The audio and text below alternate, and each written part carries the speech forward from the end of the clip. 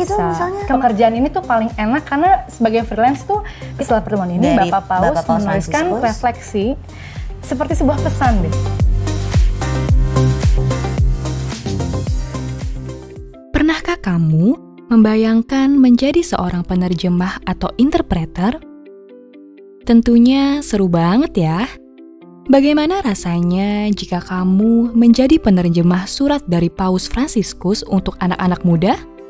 Wow, gak kebayang sih menjadi salah satu bagian terpenting untuk menerjemahkan dan menjalankan pesan yang penting di Vatikan. Mau tahu lebih lanjut tentang wanita ini? Yuk kita lihat episode hari ini.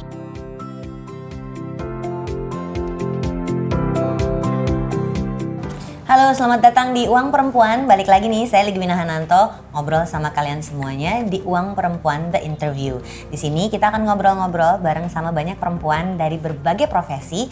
Dan hari ini ada teman aku nih, namanya Agatha Lydia. Hai Agatha. Halo Kak. Selamat datang di Uang Perempuan. Terima kasih udah datang. Agatha ini punya profesi apa sih? Menarik soalnya. Jadi gini, mungkin kalian udah nonton Academy Awards belum lama ini, dan sutradara kenamaan Korea Selatan Bong Joon-ho itu menang, dan di setiap award kalau dia menang, kalau dia pidato dia nggak sendirian, dia pasti ditemani sama seorang penerjemah, dan penerjemahnya itu menerjemahkan dari bahasa Korea ke bahasa Inggris. Nah, Agatha ini pekerjaannya adalah penerjemah, ya benar ya, penerjemah. Sebenarnya pekerjaan penerjemah itu seperti apa sih? Jadi sebenarnya Kak, sesuai dengan namanya ya, penerjemah. Berarti dia menerjemahkan dari satu bahasa ke bahasa lain. Cuman kadang orang mikir penerjemah, oh berarti kamu bisa menerjemahkan lisan dan tulisan nih. Gitu. Oke, padahal itu dua hal yang berbeda. Padahal itu dua hal dan kemampuan yang berbeda. Karena kalau penerjemahan yang lisan berarti memang harus sering latihan. Yang kayak penerjemahnya sutradara yang Korea tadi itu disebutnya lisan. Apa? Penerjemah simultan. Nah iya, penerjemah lisan dan simultan. Jadi memang itu skillnya tinggi dong. Wah itu harus latihan sering banget Kak. Jadi misalkan kayak sekarang nih Kakak ngomong sesuatu, terus nanti Kakak selesai ngomong, aku akan terjemahkan. Dan itu simultan. Dalam bahasa yang berbeda tuh mungkin istilahnya akan lain ya. Iya, betul. Dia ngomong apa belum tentu maksudnya begitu. Jadi ya istilahnya tuh otaknya harus berputar cepat. Kita nggak kayak Google Translate yang satu kata per kata lagi kan. Jadi tapi satu kalimat yang harus di simultan, makanya namanya dibilang interpreter karena kita menginterpretasi. Jadi aku dengar dulu nih Kakak masuk sini, maksudnya diproses, apa? Baru saya menyampaikannya, itu sebenarnya udah proses interpretasi. I see, iya. Makanya kalau penerjemahan kan kesannya jadi kayak diterjemahkan langsung. Nah, kalau yang tulisan itu biasanya penerjemahan literally. Apa yang tertulis itu yang diterjemahkan. Oke. Bisa bahasa apa aja sih? Bahasa kalbu ya, internationally pasti bahasa Inggris ya. Tapi bukan cuma ini aja, bahasa apa lagi? Indonesia, bahasa Inggris, terus bahasa Italia. Terus sama bahasa Spanyol. Bahasa Sunda biasa. Susah ya kalau bahasa Sundanis langsung cepat. Orang Bogor. Ternyata gini orang Bogor. Agatha, yang menarik adalah dengan bisa bahasa Inggris, bahasa Italia, dan bahasa Spanyol tadi, ada satu pekerjaan besar nih kenapa Agatha yang kita panggil untuk datang hari ini. Karena aku kenal sama Agatha itu lewat sahabat aku, Priska Barusegu, sesama stand up comedian yang suka bercandaan. Dia sebagai Katolik garis keras bercandaan dia gitu. Nah, dia salah satu yang memperkenalkan aku sama Agatha, karena ternyata Agatha dapat sebuah pengalaman besar sekali sebagai seorang penerjemah. Apa itu Agatha? Jadi kemarin ada sebuah proyek di mana Bapak Paus menuliskan sebuah surat seruan apostolik. Tunggu, Paus Fransiskus yang ada di Vatikan? Iya. Oke, terus gimana? Jadi ada surat. Ini sebuah kabar gembira banget sih Kak sebenarnya buat umat Katolik. Karena biasanya ya namanya juga agama, dan Katolik juga udah dari kapan tahun ya. Nah sekarang tuh kemarin belum lama 2018 ada sebuah sinode namanya yang membahas tentang orang muda. Jadi bagaimana peran orang muda di gereja itu dibahas. Baik. Nah setelah ini buat yang nggak paham, gereja Katolik itu setelah sekian ratus ribu tahun ya, hierarkinya kuat dengan banget. Hierarki yang kuat, dengan tradisi yang sangat panjang. Tahu-tahu sekarang membahas tentang orang muda. Ini belum pernah sebelumnya ya. Jadi selalu yang dibilang seperti sebuah reformasi dong di dalam gereja ini. Karena dibilangnya kalau reformasi terlalu besar ya Kak, kesannya. Tapi ini sebuah gerakan yang baru bahwa menunjukkan bahwa gereja juga mengikuti perkembangan zaman. Dulu dibilangnya orang muda adalah masa depan gereja. Gitu. gitu. Padahal sebenarnya orang muda juga masa kini. Sekarang kalau nggak ada orang jadi muda. Jadi nggak usah ngomongin nanti, sekarang dilibatkannya. Betul. Nah, jadi setelah ada pertemuan jadi ada surat? Setelah pertemuan ini Bapak Paus menuliskan refleksi seperti sebuah pesan deh. Aku bilangnya sih surat cinta. Surat cinta untuk anak muda Katolik. Nah, di seluruh dunia. Yes. Nah, dalam bahasa apa itu dituliskan? Di Bapak Pausnya nulisnya pakai bahasa Spanyol, tapi terjemahan pertamanya pakai bahasa Itali. Kebetulan ada seorang Romo yang tahu bahwa saya bisa bahasa Itali. Jadi memang dia nggak cuma sekadar bisa bahasa, tapi memang ternyata jalurnya ke sana ya. Dulu pas SMA sempat tinggal di Itali kebetulan. Terus dia tahu saya bisa bahasa Itali, terus dibilang, kamu mau nggak terjemahin ini dokumen? Terus saya tentu saja mau dong.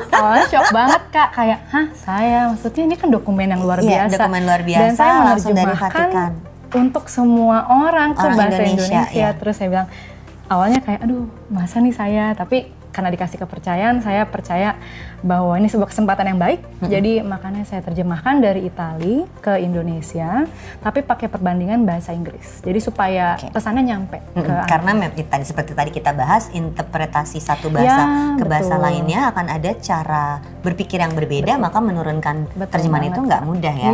Oke, manfaat. Jadi ketahuan nih, jadi profesinya sebagai penerjemah, manfaatnya yang paling besar saat ini adalah ikut kontribusi dalam komunikasi antara gereja Katolik di Vatikan dengan orang muda Katolik di Indonesia. Dan sebenarnya pekerjaan penerjemah itu kan melibatkan banyak ini ya Kak, ketemu sama banyak orang. Jadi koneksiku atau jejaring aku makin luas. Jadi makanya kadang jadi penerjemah atau interpreter di satu event, terus nanti udah dapet job berikutnya karena oh ini oke nih, bisa cocok-cocokan juga. Jadi makanya berdasarkan jam kerja dan juga pengalaman banyak itu pasti. Pertanyaan aku yang ketiga, bagaimana sih cara seorang penerjemah secara general ya, kita nggak ngomongin, aku bukan mau nanya kamu gaji berapa, bukan mau nanya gitu, tapi bagaimana sih cara seorang penerjemah menghasilkan uang? Yang pertama itu bahwa menjadi seorang penerjemah itu butuh investasi, karena butuh belajar bahasanya dulu, butuh sering dilatih. Makanya dan itu nggak bisa bohong, harus belajar secara nggak bisa otodidak aja dong. Apalagi yang kayak penerjemahnya tadi yang direktur yang menang itu Korea Selatan itu ya. Itu kan harus sering latihan, kalau nggak salah kan itu apalagi pakai bahasa India sendiri gitu ya. Jadi memang harus sering latihan, ikut banyak pelatihan untuk jadi memperlancar dan juga mempermudah. Jadi butuh investasi dulu untuk investasi dia mempelajari bahasanya. Tapi nanti penerjemah itu biasanya dibayarnya untuk yang lisan itu per jam. Jadi sejam bisa ada yang dari mulai jadi kalau nongkrong di pesta Oscar 3 jam berapa jam ya dibayarnya? Tapi biasanya ngitungnya pas terjemahin. Ya siapa tahu kalau dia kan udah level tinggi. Tapi kalau levelnya dia sejam tuh pasti bisa jutaan lebih tuh Kak. Tapi jadi kebanyakan penerjemah itu bekerja freelance? Ya, kebanyakan. Jadi ada yang freelance, ada yang kerja tetap ya? Nah ada yang freelance, ada yang kerja tetap. Kalau yang kerja tetap sih biasanya memang ada institusi. Misalnya atau misalnya di lembaga bahasa. Lembaga bahasa di universitas. Di universitas gitu. Bisa, atau misalkan lembaga bahasa yang mengajarkan bahasa asing. Kalau di kementerian gitu misalnya? Kementerian bisa, presiden juga punya kan? Iya. Penerjemah. Ada penerjemah selalu dibawa kemana-mana. Jadi keuntungannya bisa jalan-jalan juga kan? Iya benar-benar. Jadi dibayar dengan apa? Dengan pengalaman. Itu juga bisa. Tapi semakin banyak sering pengalaman, semakin dikenal, jejaringnya makin luas, job itu makin akan banyak datang dan itu lumayan loh. Pekerjaan ini tuh paling enak karena sebagai freelance tuh kita nggak perlu kayak seharian atau berhari-hari, kadang sejam 2 jam aja udah bisa menghidupi buat seminggu, Jadi sebulan. nggak usah berpikir kalau sekarang itu menghasilkan uang harus dari pekerjaan tetap saja. Sekarang udah banyak pekerjaan-pekerjaan diantaranya sebagai penerjemah yang bisa menghasilkan. Iya, satu lagi nih Kak, sebenarnya kan aku mulai ini dari lulus SMA. Jadi mulai dari lulus SMA terus kuliah udah sering. Lumayan nambah uang jajan pakai duit sendiri gitu ya. Bisa beli. Jadi Agatha kuliahnya bukan sastra bahasa. Bukan, justru aku kuliahnya hubungan internasional di Parahyangan. Universitas Parahyangan di Bandung. Di Bandung. Tapi punya pengalaman menerjemah sejak lulus SMA dan SMA pernah di Itali sehingga itu terbawa terus sampai sekarang. Udah lulus Agatha? Udah lulus ya. Jadi sekarang udah lulus dari HI Unpar Bandung pun pengalaman sebagai penerjemahnya malah terbawa terus. Dan awalnya juga karena dari penerjemah kadang membuka pintu kepada kesempatan yang lain Kak. Kemarin karena menerjemahkan itu malah jadi sekarang anggota namanya International Youth Advisory Body buat Vatikan. Tunggu dulu. Ini apa nih? Jadi dari pekerjaan penerjemahan ada satu pekerjaan baru lagi yang mungkin sebelumnya tidak terbayangkan sebelumnya, menjadi anggota dari Youth Advisory Body untuk Vatikan atau Gereja Katolik secara. Jadi Gereja Katolik dengan pusat di Vatikan sekarang merekrut anak-anak muda gitu maksudnya? Jadi dia membentuk suatu badan konsultatif. Jadi yang biasanya cuman top down gitu ya, kalau ada sebuah arahan, sekarang kami orang muda. Oh, kayak staff sus milenial. Kayak staff susnya Pak Jokowi. Oh, jangan-jangan Pak Jokowi contek-contekan nih sama Bapak Paus ya. Bisa jadi. Tapi aku ke Vatikan dan kabar gembiranya adalah dari 20 orang atau perwakilan organisasi yang terpilih ini ada Indonesia terpilih. Jadi aku bisa menyampaikan. Tunggu, kamu tuh umur berapa sih, Agatha? 24. 24 tahun menerjemahkan surat dari Bapak Paus Fransiskus dan sekarang terlibat di dalam organisasi yang memang khusus perhatiannya untuk anak muda Katolik dunia. Betul. Oh, jadi, wow. Bisa nyampaikan pesan-pesan perdamaian juga, kayak misalkan di Indonesia kita punya pluralisme. Jadi bisa sambil menerjemahkan, aku bisa menjadi jembatan. Dan kamu bisa punya misi internasional yang bisa jadi kamu bawa juga ya. Jadi aku bisa menjadi jembatan antara perbedaan budaya. Jadi suka duka jadi penerjemah apa sih? Emang seumur gini ada gitu yang dukanya ngakuin? Dulu kali ya. Dukanya dulu pas masih bocah juga sekarang. Jadi kadang lihat, aduh nih anak kecil bisa apa sih? Oke, itu sering ya. Jadi apa istilahnya? Ages itu bisa ke bawah, bisa ke atas, menganggap remeh yang muda atau menganggap remeh yang sudah terlebih tua gitu. Di umur segini ada aja yang merasa, Allah kamu tahu apa sih? Tapi begitu kita buka mulut langsung menerjemahkan, itu nggak usah dijelasin lagi. Berarti skillnya kelihatan. Kita buktiin aja. Betul. Kalaupun diremehkan, memang sudah jalan hidup demikian. Itu. Tapi kita buktikan dari kualitas. Itu ya, mungkin kadang makanya saya juga pernah diremehin karena gini, ini masih anak kuliahan bisa apa. Tapi begitu saya masukin CV saya, baru mereka kayak oke deh dicoba. Harus kita harus mungkin berani. bisa fight aja ya kalau kayak gitu, diremehin gitu kita lawan gitu ya, dengan cara menunjukkan kualitas. Dan kebetulan saya juga senangnya Kak, walaupun saya kurang pengalaman atau masih muda gitu ya, selalu banyak senior-senior yang masih mau bantuin. Biasanya jadi tidak selalu meremehkan, tapi lebih mudah lagi ketika banyak yang mau membantu, membimbing. Bagaimana? Kan juga harus sering latihan. Makanya saya selalu minta feedback. Coba dong tadi saya ngomong kecepatan nggak? Atau misalkan jelimet nggak ya ngomongnya gitu? Karena harus terus latihan. Latihan gitu. Penting ya untuk penerjemah. Penting banget. Sukanya tadi? Nah, sukanya adalah satu, jejaringnya makin luas. Bisa dapet banyak proyek dan juga kadang dari menerjemah terus kayak dia bisa apa lagi? Nggak disangka-sangka ya gitu ya. Gitu. Terus jadi akhirnya membuka pintu pada pekerjaan lain yang kita belum terbayangkan. Aku kemarin ya puji Tuhan juga kepilih jadi juara 1 Duta Bahasa Nasional Kemendikbud. Jadi ada Duta Bahasa Nasional. Jadi dari penerjemah, terus aku ikut acara ini, aku tunjukkan aku pengalaman dan juga bakat aku, terus menang. Nah di situ buka lagi koneksi kemana-kemana. Dengan bakat bahasa yang nggak tanggung-tanggung ya. Jadi bisa bahasa Indonesia, bahasa Inggris, bahasa Itali, bahasa Spanyol, dan saeutik bahasa Sunda karena orang Bogor ternyata. Agatha, terakhir ya, apa pesan kamu untuk para perempuan jika mereka ingin bisa belajar bahasa yang banyak atau menjadi penerjemah? Mungkin bisa Agatha sharing supaya teman-teman di sana bisa lihat ternyata profesi untuk perempuan tuh banyak sekali dan penerjemah ini kayaknya profesi yang sangat menarik. Pokoknya pesan pertamanya adalah jangan takut untuk ambil kesempatan, karena kadang kita mau pekerjaan seperti penerjemahan atau yang sebagainya, kadang kita merasa takut kayak saya bisa nggak ya? Tapi itu adalah tantangan pertama yang harus kita lalui.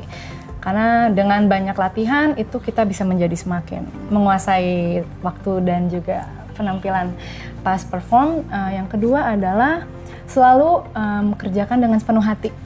Karena kalau kita melakukannya dengan tulus, penuh hati, itu rezeki pasti juga akan jalan kemana-mana. Dan orang juga akan, orang merasakan kayak, ini orang beda dari yang lain. Nah itu akan terus memperluas koneksi dan sebagainya. Yang ketiga, pekerjaan penerjemahan itu cocok banget untuk teman-teman yang mungkin pengen jadi ibu rumah tangga, atau pengen punya profesi yang tidak mengikat.